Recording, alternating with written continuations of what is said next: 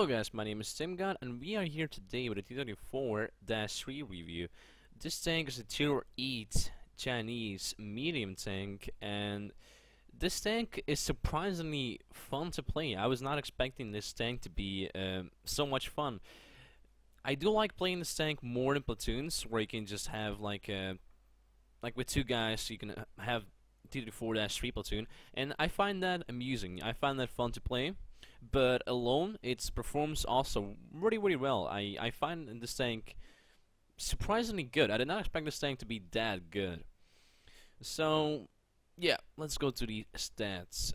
This tank has 1,300 hit points. That's pretty average for a Tier 8 medium tank. And this tank also weighs 36 tons, and that is pretty normal. 36. It's not that high, it's not that low, but it's pretty normal compared to this one. It's 24 tons, pretty much nothing. But yeah, 36 tons, it's pretty good. You can ram sometimes, some tanks actually. You can ram tier 6, but not every tier 7.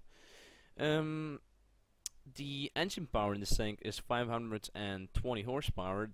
That is pretty good. The acceleration is normal. Specific power isn't great, just normal.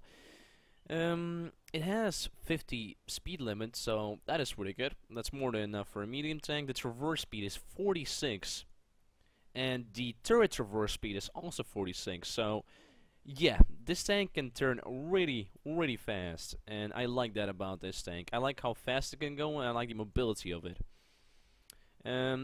Also, this tank has 90 millimeters of armor in the front, and it's also as well angled, as you can see. But a lot of people can bend that pretty easily. You also have 50 millimeters of armor on the sides and 50 in the rear. And the turret has 190 in the front, with two big ass weak spots: the commander's edge and the gunner's edge. I'm not sure what that is. I'm not that great with tanks, guys. Sorry. Those are the biggest weak spots on the tank. That and that. You can easily shoot that. But most people just shoot it in the hull because you can easily bend that. It's only 90 millimeters of armor, so it isn't that great. You also have 120 millimeters of armor on the sides and 60 in the back. So frontally, if you face enemies frontally, you will bounce some shots, but you will not bounce every shot. But in general, I find this tank bouncy against unexpected targets, and if you face like somebody, he will have a lot of problems going through you because he will need to aim at your commander's edge or your gunner's edge, and that's gonna be really hard to do. So yeah, I like going frontal, like face hugging somebody with a tank. It works out really great. So the gun isn't great on this tank. The gun is kinda terrible in a way. It's a big ass gun, so you have high alpha damage, but rate of fire is just terrible. It's 4.17 rounds per minute. It's around 12 seconds real time, 12.5 I think, if I'm correct. It's for one shot, so it's pretty long. Your penetration it's like a 112 penetration. It's pretty much the same gun. It's the same gun to be honest. It's pretty much the same gun. The ASUS has pretty much that gun. It's kind of different, but not really much different. As you can see, better rate of fire, but that is pretty much it. The accuracy is shit, aiming time is shit, penetration is shit, high alpha damage. Yeah, and also if you have like some people ask me which tank is better, the ASUS or the 112. I would say the ASUS for reasons like the gun, because the gun can do one round faster than the 112, and that's why I probably would go for the ASUS. But I do have a 112, and 112 is a fun tank. Just the ASUS seems better option. Okay, so let's go back to the tank.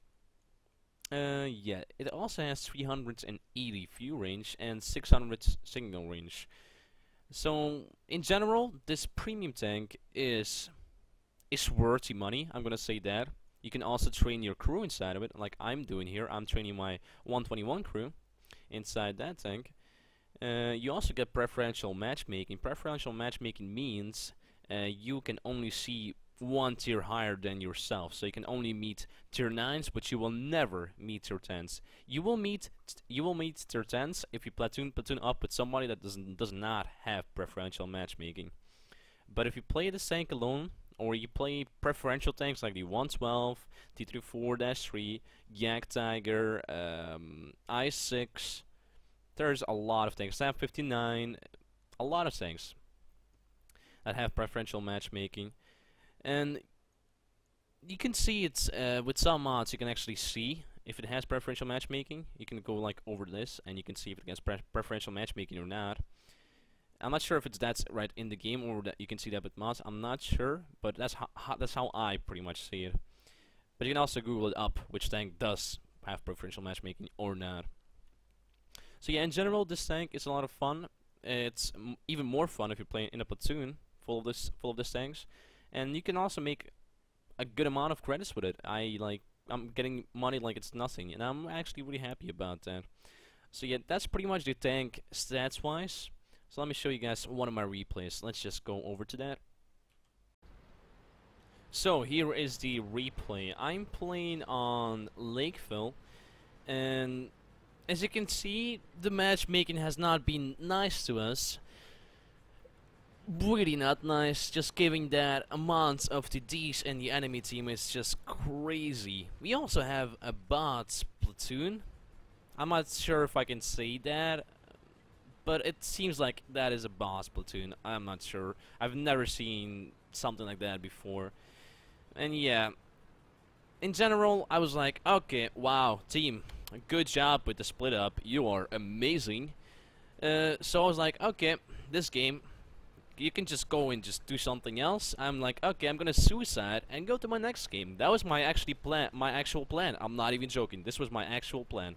I was like, okay, so you're gonna camp in there. You're gonna camp the whole base. I was like, okay, then I'm gonna suicide and let you play the game. And the suicide did not go as I expected. Completely not. Like, this was my plan in general. Like, I was gonna suicide, as simple as that. Because what is the point of this? I'm not gonna camp. I'm not a camp person. I dislike camping. Simple as that. So I see the KV-4 and the Yak Panther. I don't want to go against the Yak Panther because he has he has the 12.8 gun. Not a fan of that. So the whole, it's orange, but for some reason I actually panned the KV-4. I was really happy about that. Artie tries to hit me there, but no luck.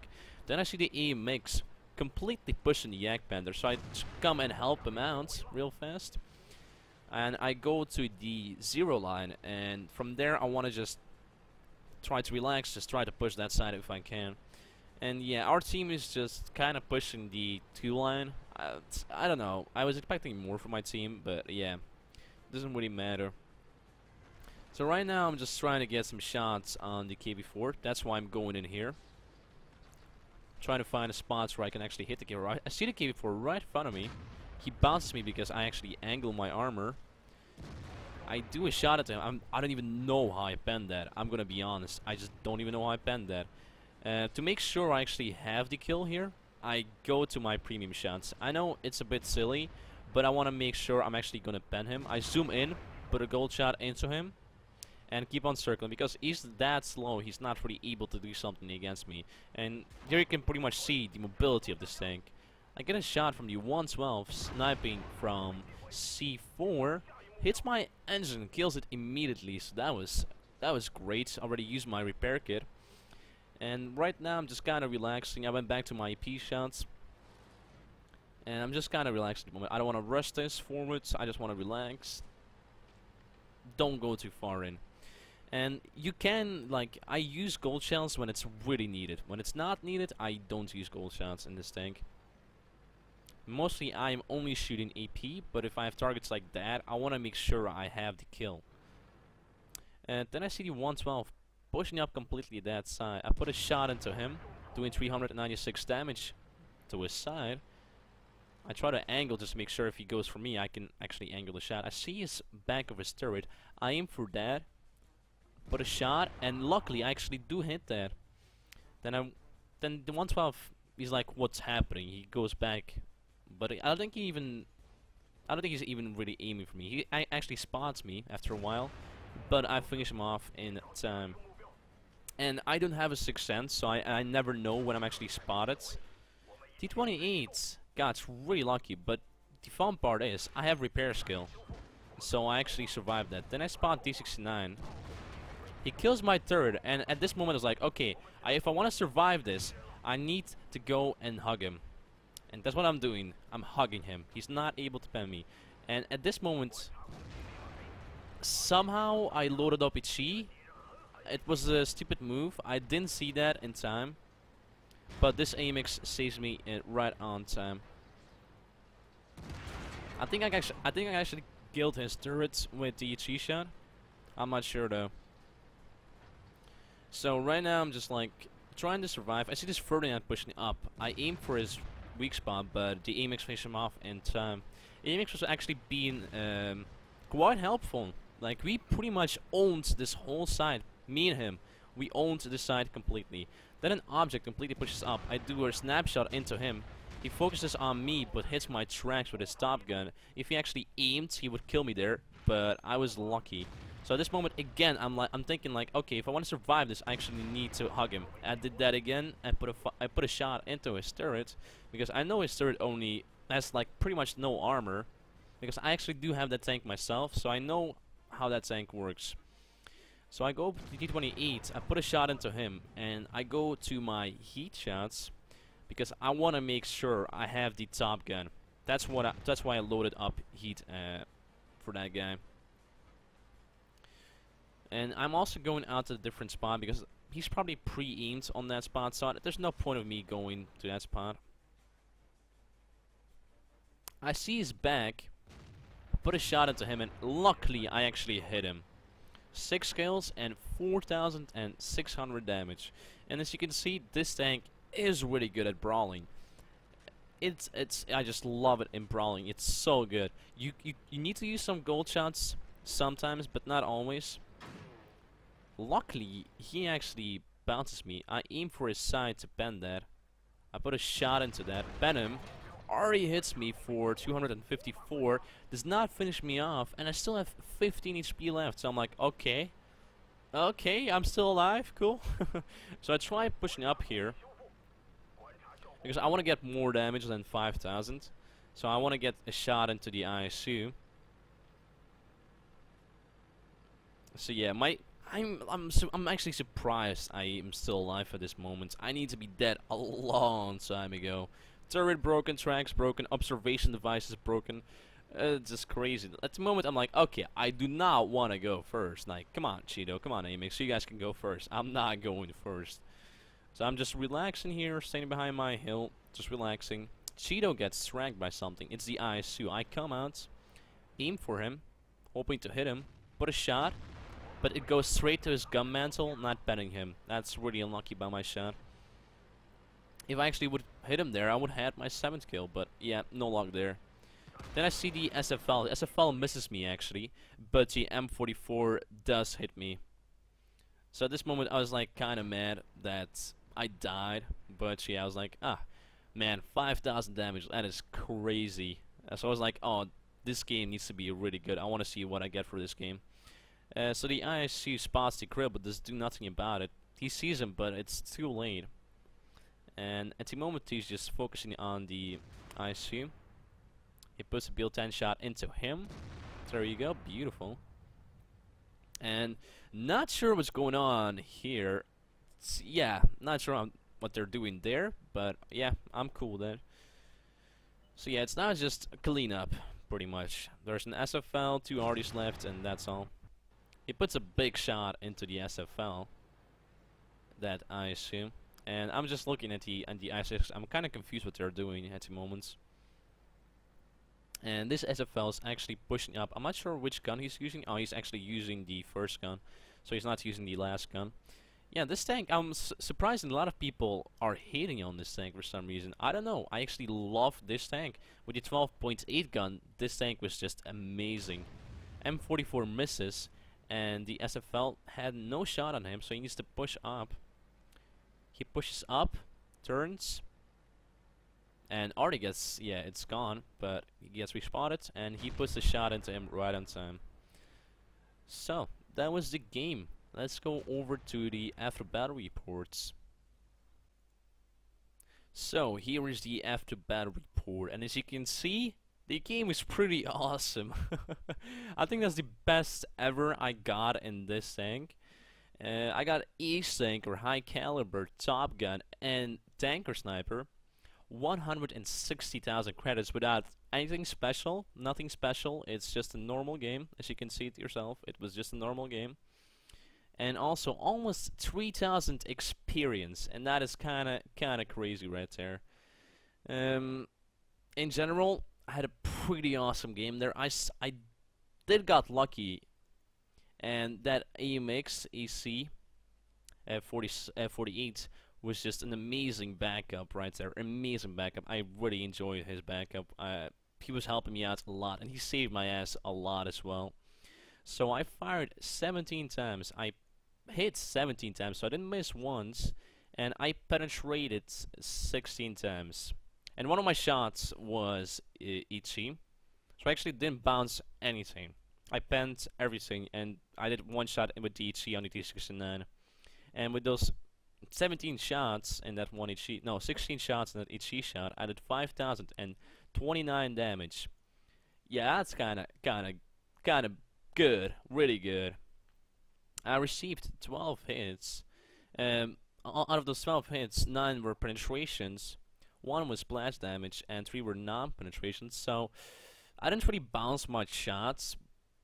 Like I still don't understand why I was alive for such a long time, but I was actually really happy about it. We pretty much owned that whole right side with me and that AC. We just owned the whole right side. It was just awesome.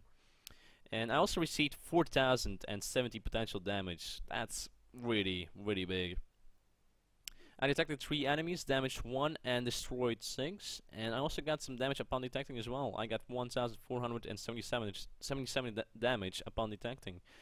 So in general, I had a pretty awesome game. I also made a profit of 117,000. Man, strong English there. So I was really happy about that. As you can see, repairs aren't like, it's always something around 9,000 to 8,000, something around that. Like if you die completely, it's gonna be around 9,000. But I didn't really die completely, so it was only 8,300 for me. Ammo cost, not that much. I think every shot, if I'm correct, is like normal AP rounds is around 1,000, and with golds it's of course more. And I also used a repair kit, I think, and yeah, I made a pretty damn good profit that game. I was really happy about that. So yeah, in general, that was a pretty good game. Hopefully I showed enough of that tank. Hopefully you guys, if you guys don't like the tank, you can rethink about the tank. Because a lot of people don't seem to like this tank. I'm personally a fan of this tank. I'm actually really enjoying it. I'm just liking the non-preferential. Like you get preferential, and you never see your tens. I like that. It can perform good in turn-9s. You need to use some gold shots, of course. But you can, if you hit, you will make money. Simple as that. It needs to be a pen and damage, and you will make money. Doesn't matter what you shoot. So yeah, that was pretty much the review, guys. If you did enjoy this, please leave a like, subscribe, and comment. But yeah, guys, thanks for watching, and I will see you next time.